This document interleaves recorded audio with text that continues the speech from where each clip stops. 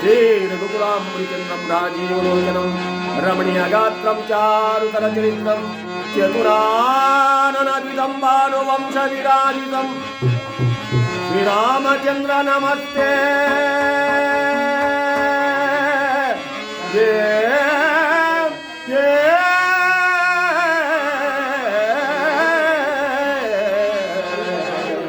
ನಮಸ್ತೆ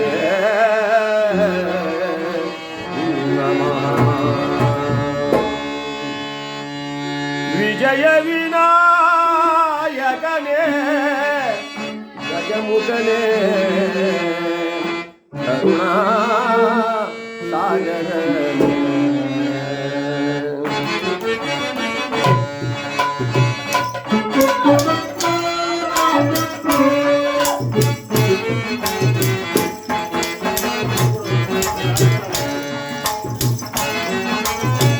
ವಿಜಯ ವಿನಾಯಕನೇ ಗಜಮುಖನೇ ಕರುಣಾ ಸಾಗರನೇ.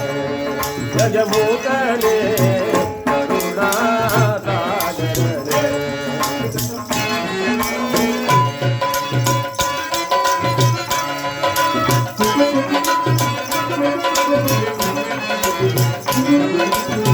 ಹರಿಹರ ಬ್ರಹ್ಮರು ನಿನ್ನನೆ ನುಡಿಯುವರು.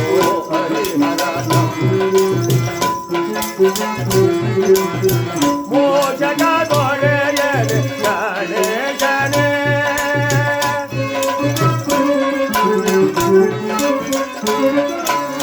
ಮೋಚಕ ದೊರೆಯನೆ ಗಣೇಶನೇ.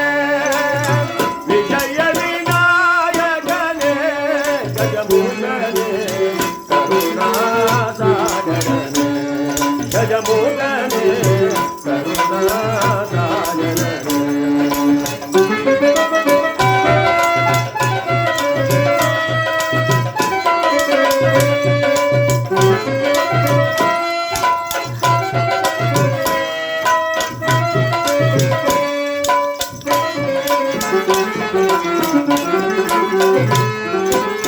ಲಂಬೋದರನೇ ಅಂಬಾಸುರನೇ.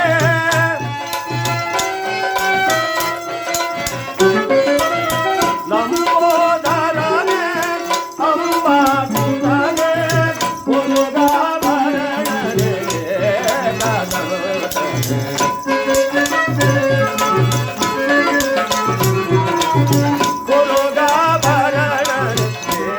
ಕದಮನೇ. ವಿಜಯ ವಿನಾಯಕನೇ ಗಜಮುಖನೇ ಕರುಣಾ ಸಾಗರನೇ. ಗಜಮುಖನೇ ಕರುಣಾ ಸಾಗರನೇ. ನೀನೆ ಮೊದಲು ನಿನ್ನಿಂದ ತಾನೆ ಆರಂಭ ಕಾರ್ಯದಲ್ಲ. ನೀನೆ ಮೊದಲು ನಿನ್ನಿಂದ ತಾನೆ ಆರಂಭ ಕಾರ್ಯದಲ್ಲ. ನಿನ್ನ ನೆನೆದರೆ ಆವ ಕಾರ್ಯವು ವಿಘ್ನ ಬಾರದಲ್ಲ.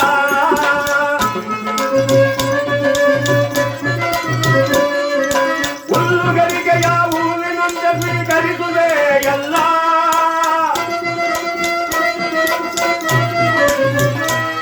ನೀನು ಹುಲ್ಲುಗರಿಗೆಯ ಹೂವಿನಂತೆ ಸ್ವೀಕರಿಸುವೆ ಎಲ್ಲ. ವಿಜಯ ವಿನಾಯಕನೇ ಗಜಮುಖನೇ ಕರುಣಾ ಸಾಗರನೇ. ಗಜಮುಖನೇ ಕರುಣಾ ಸಾಗರನೇ. ಶಿವಕುಮಾರಮಣ ಗೋವಿಂದ.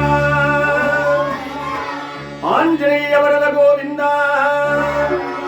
ಹರಿನಾಮ ಸಂಕೀರ್ತನ ಗೋವಿಂದ. ಜಯ ನಮ ಪಾರ್ವತಿ ಪದಯೇ ಹರ ಹರ. ಕೀರ್ತನಾರಂಭ ಕಾಲದಲ್ಲಿ ಪ್ರಾಜ್ಞ ಮಹಿಳೆಯರಾಗ್ತಕ್ಕಂಥವರು ಕೃಷ್ಣ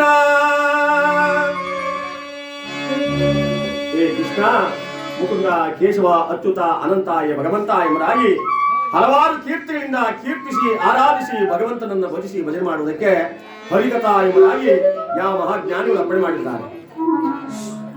ಯಾವ ಜಗನ್ನಾಟಕ ಸೂತ್ರಧಾರಿಯಾದ ಪರಮಾತ್ಮ ಈ ಪ್ರಪಂಚದಲ್ಲಿ 84 ಲಕ್ಷ ಜೀವರಾಶಿ ಸೃಷ್ಟಿ ಮಾಡಿದ್ದಾರೆ. ಈ 84 ಲಕ್ಷ ಜೀವರಾಶಿಗಳಲ್ಲಿ ಅಂಡಜ 21 ಲಕ್ಷ, ಪಿಂಡಜ 21 ಲಕ್ಷ, ಜಲಜ 21 ಲಕ್ಷ, ಜಲಾಜ 21 ಲಕ್ಷ. 4 ಭಾಗ ಮಾಡಿದ್ದಾನೆ. ಅಂಡಜವೆಂದರೆ ಮೊಟ್ಟೆಯಿಂದ ಹೊಡೆದು ಮರಿಯಾಗ್ತಕ್ಕಂತಹ ಜೀವಿಗಳಿಗೆ ಅಂಡಜವೆಂತಲು. ಪಿಂಡಜ ಅಂದ್ರೆ ಹಸು ಮಾನವನ ಗರ್ಭಕೋತವನ್ನು ಪ್ರಾಣಿ ಪಿಂಡಜವೆಂತಲು. ಜಲಜ ಅಂದ್ರೆ ನೀರಿನಿಂದ ಬೆವರಿನಿಂದ ಉತ್ಪತ್ತಿ ಆಗ್ತದೆ ಪ್ರಾಣಿಗಳಿಗೆ ಜಲಜ. ಜರಾಯುಜ ಅಂದ್ರೆ ಈ ಪ್ರಪಂಚದಲ್ಲಿ ಬೆಳೀತಕ್ಕಂತಹ ಗಿಡ ಮರ ಇತ್ಯಾದಿಗಳಿಗೆಲ್ಲ ಜರಾಯುಜ ಎಂಬುದಾಗಿದ್ದಾರೆ. ಇಷ್ಟರಲ್ಲಿ ಅತಿ ಶ್ರೇಷ್ಠವಾದ ಜನ್ಮ ಯಾವುದು? ದುರ್ಲಭಂ ಮಾನವ ಜನ್ಮ.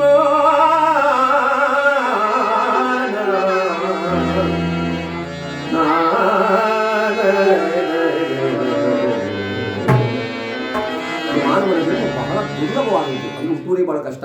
ಎಷ್ಟು ಕೋಟಿ ಕನ್ಯಾದಾನ, ಗೋದಾನ, ಭೂದಾನ, ಅನ್ನದಾನ, ಹೊಸದಾನ ಮಾಡಿ ಕೂಡ ಇಂತಹ ಜನ್ಮ ಹುಟ್ಟುವುದಿಲ್ಲ. ಅದಕ್ಕೆ ಹೇಳ್ತಾರೆ ಮಾನವ ಜನ್ಮಕ್ಕೂ ದೊಡ್ಡದಣ್ಣ, ಇದನ್ನು ಹಾನಿ ಮಾಡಿಕೊಳ್ಳಬೇಕು ನಮ್ಮಣ್ಣ. ಇವನಿಗಿಂತ ಎತ್ತರವಾದ ಪ್ರಾಣಿ ಇವೆ, ಸೂಕ್ಷ್ಮ ಬುದ್ಧಿಯುಳ್ಳ ಪ್ರಾಣಿ ಇವೆ, ಬಲಶಾಲಿಯಾದ ಪ್ರಾಣಿ ಇವೆ. ಯಾಗಿಂತ? ಈ ಮನುಷ್ಯನಿಗಿಂತ. ಆದರೂ ಕೂಡ ಇವನನ್ನ ದೊಡ್ಡವನು ಅಂತ ಹೇಳಿದ್ದಾರೆ. ಕಾರಣ ಏಕೆಂದ್ರೆ ಎಲ್ಲ ಪಶು ಪಕ್ಷಿಗಳಿಗಿಂತ, ಕ್ರಿಮಿಕೀಟಗಳಿಗಿಂತ, ನರಿನಾಗಿಗಿಂತ ಭಗವಂತ ಈ ಮಾನವನಿಗೆ ಒಂದು ವಸ್ತುವನ್ನು ಕೊಟ್ಟಿದ್ದಾನೆ.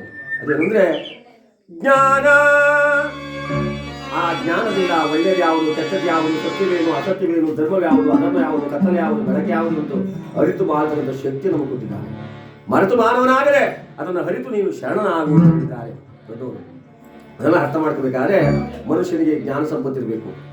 ಇದು ಯಾವ ಅಂಗಡಿಗೂ ಮಾರುವಂತ ವಸ್ತು ಅಲ್ಲ. ಯಾವ ಮಾರ್ಕೆಟ್ ಹೋದ್ರು ಕೊಟ್ಕೊಂಡು ಸಾಧ್ಯವಿಲ್ಲ. ಮನುಷ್ಯ ತಾನು ಜ್ಞಾನವಂತನಾಗಬೇಕಾದ್ರೆ ದೇಶ ಸುತ್ತಬೇಕೋ, ಕೋಶ ಹೋಗಬೇಕೋ,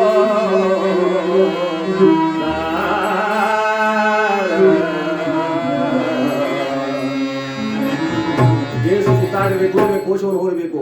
ಆಗ ಮಾನವ ತಾನು ಜ್ಞಾನವಂತನಾಗ್ತಾನೆ.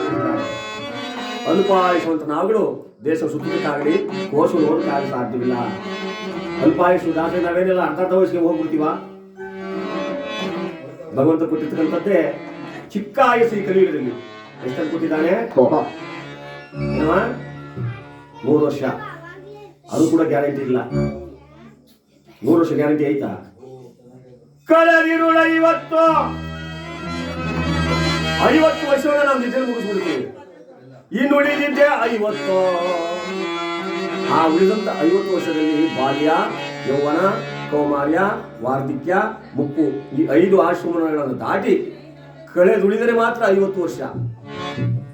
ಅದರಲ್ಲಿ ನೀರಿನ ಗಂಡ, ಚೇಳಿನ ಗಂಡ, ಜಲಗಂಡ, ಯಮಗಂಡ, ವಿಷಗಂಡ, ನೇಣಗಂಡ ಎಲ್ಲ ಗಂಡ ಅಂತ ಕಳೆದುಳಿದ್ರು ಮಾತ್ರ. ಅಂತಹ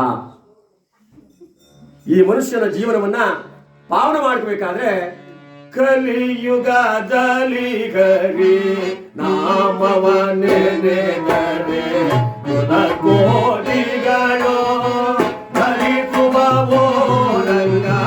ಕಲಿಯುಗದಲ್ಲಿ ಹರಿ ನಾಮವ ನೆನೆದರೆ ಕೋಟಿಗಳು ಧರಿಸುವವೋ ರಂಗ.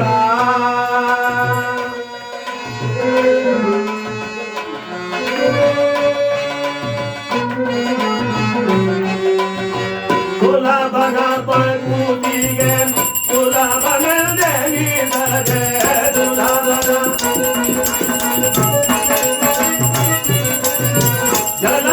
ಜಲರುಗನಾವನ ಬೇರೆ ಮನರೇ ರಂಗ.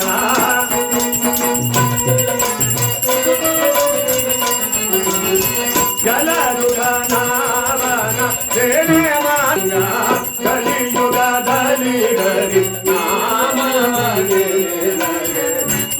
ಕೋಟಿಗಳು ಧರಿಸುವವೋ ರಂಗ. ರಂಗ ರಂಗ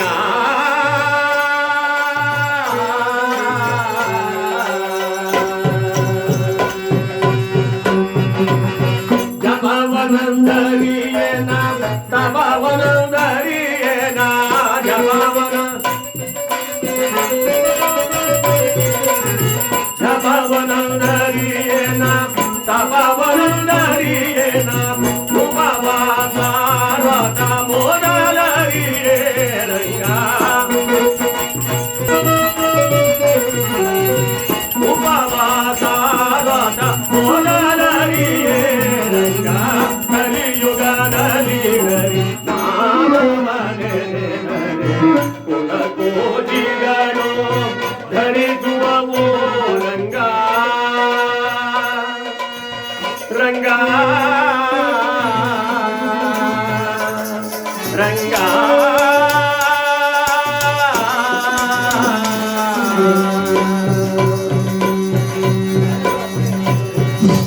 ಈ ಕಲಿಯುಗದಲ್ಲಿ ಹರಿನಾಮವನೆನೆದರೆ ಆ ಭಗವಂತನ ಸ್ಮರಣೆಯನ್ನ ಆ ಶಿವನ ಸ್ಮರಣೆಯನ್ನು ಮಾಡಿದ್ಯಾ ಆದ್ರೆ ಕುಲಕೋಟಿಗಳು ಉದ್ಧಾರವಾಗ್ತಾರೆ ಅಂತ ಹೇಳಿದ್ದಾರೆ. ಎತ್ತಾದ ಮುತ್ತಾದ ಸ್ವರ್ಗದಲ್ಲಿರ್ತಕ್ಕಂಥವರೆಲ್ಲರೂ ಕೂಡ ಕೂಡಿದ್ದಾರೆ. ಅಂದ ಮೇಲೆ ನಾವು ನೀವುಗಳೆಲ್ಲ ಕೂಡ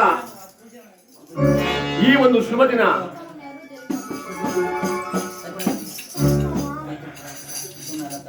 ಈ ಗ್ರಾಮದಲ್ಲಿ ಈ ಗುರು ಸನ್ನಿಧಿಯಲ್ಲಿ ಸೇರಬೇಕಾದ ಒಂದು ಸನ್ನಿವೇಶ. ಮಹಾ ಹರಿಕಥಾ ವಿದ್ವಾನು ಜ್ಯೋತಿಷ್ಯ ಶಾಸ್ತ್ರ ನಿಪುಣರು ಆಗಿರ್ತಕ್ಕಂಥ ನಮ್ಮ ಗುರುಗಳಾದ ಚನ್ವೀರ್ ಶಾಸ್ತ್ರಿ ಅವರು ಇಲ್ಲಿ 3 ವರ್ಷ ಸ್ವಾಮಿ 3ನೇ ವರ್ಷದ ಪುಣ್ಯತಿಥಿ ಅಂಗವಾಗಿ ಆ ಗುರುವನ್ನು ಪ್ರಾರ್ಥನೆ ಮಾಡಿಕೊಂಡು ಆ ಗುರು ಎಲ್ಲರಿಗೂ ಕೂಡ ಸನ್ಮಂಗಲ ಉಂಟು ಮಾಡಲಿ. ಏಕೆಂದ್ರೆ ಜಗತ್ತಿನಲ್ಲಿ ಗುರುವೇ ದೊಡ್ಡವರು. ಗುರುವೋರಧಿಕಂ ಬಸವಣ್ಣವ್ರು ಮಾತು ಹೇಳ್ತಾರೆ, ಗುರುವು ಬೇಕಾದರೆ ಹರ ಎಲ್ಲಿದ್ದಾನೆ ಎಂಬ ವಿಚಾರವನ್ನು ಹೇಳಬಲ್ಲಂತೆ. ಆದರೆ ಹರನಿಗೂ ತಿಳಿಯುವುದು ಗುರುವಿನ ವಿಚಾರ. ಅಂತಹ ಗುರುವನ್ನ ಈ ದಿವಸ ಪ್ರಾರ್ಥನೆ ಮಾಡಿ ಮುಂದಿನ ಕಾರ್ಯಕ್ರಮದ ಕಡೆ ಹೋಗೋಣ. ಶ್ರೀ ಗುರುವಿಗೆ ಶರಣೋ ಶಿವಯೋಗಿಗಳಿಗೆ ಶರಣೋ ಶ್ರೀ ಗುರುವಿಗೆ ಶರಣೋ ಶಿವಯೋಗಿಗಳಿಗೆ ಶರಣೋ ಶರಣರ ಹೃದಯ ಪರಶಿವ ನಿಲಯ ಶರಣರ ಕೈ ಮುಗಿವೆ ಕೈಲಾಸ ದೊಳೆಯ ಕೈ ಮುಗಿವೆ ಕೈಲಾಸ ದೊಳೆಯ ಕಾಲಿಗೆಲಗೆ ಕೈವಲ್ಯ ಕೊಡುವ ಹರ ಹರ ಶಿವ ಶಿವ ಸಾಂಬ ಸದಾ ಶಿವ ಹರ ಹರ ಶಿವ ಶಿವ ಸಾಂಬ ಸದಾ ಶಿವ ಶಿವನಿಗೆ ಶರಣೋ ಶಿವಯೋಗಿಗಳಿಗೆ ಶರಣೋ ಶ್ರೀ ಗುರುವಿಗೆ ಶರಣೋ ಶಿವಯೋಗಿಗಳಿಗೆ ಶರಣೋ.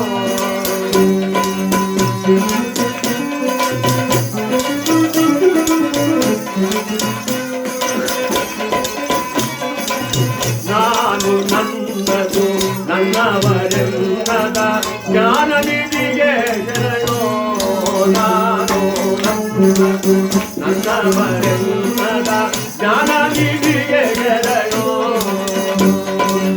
ಹೇ ಗುರುವಿಗೆ ಶರಣೋ ಶಿವಯೋಗಿಗಳಿಗೆ ಶರಣೋ ಹೇ ಗುರುವಿಗೆ ಶರಣೋ ಶಿವಯೋಗಿಗಳಿಗೆ ಶರಣೋ. ದೇವರ ಬಾಲಕ್ಕೆ ಗೋವಿಂದ ಹರಿನಾಮ ಸಂಕೀರ್ತನ ಗೋವಿಂದ ಭಕ್ತನುದ್ಧಾರ ಮಾಡು ಗೋವಿಂದ ನವಗ್ರಹಗಳ ಪಾದಕ್ಕೆ ಗೋವಿಂದ.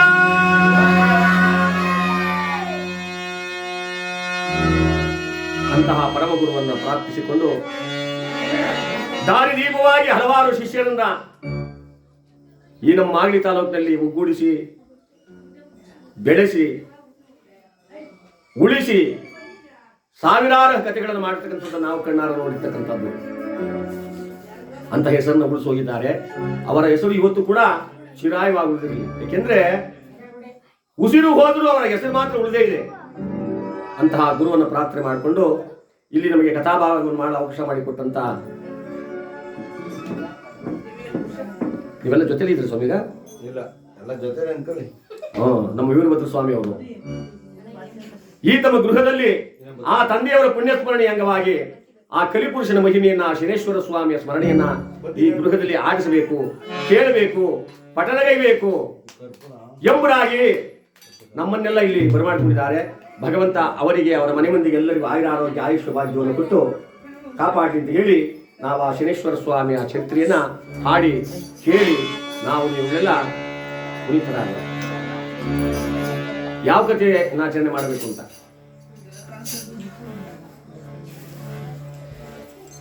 ಯಾರು ಮಾಡ್ತಾನವ?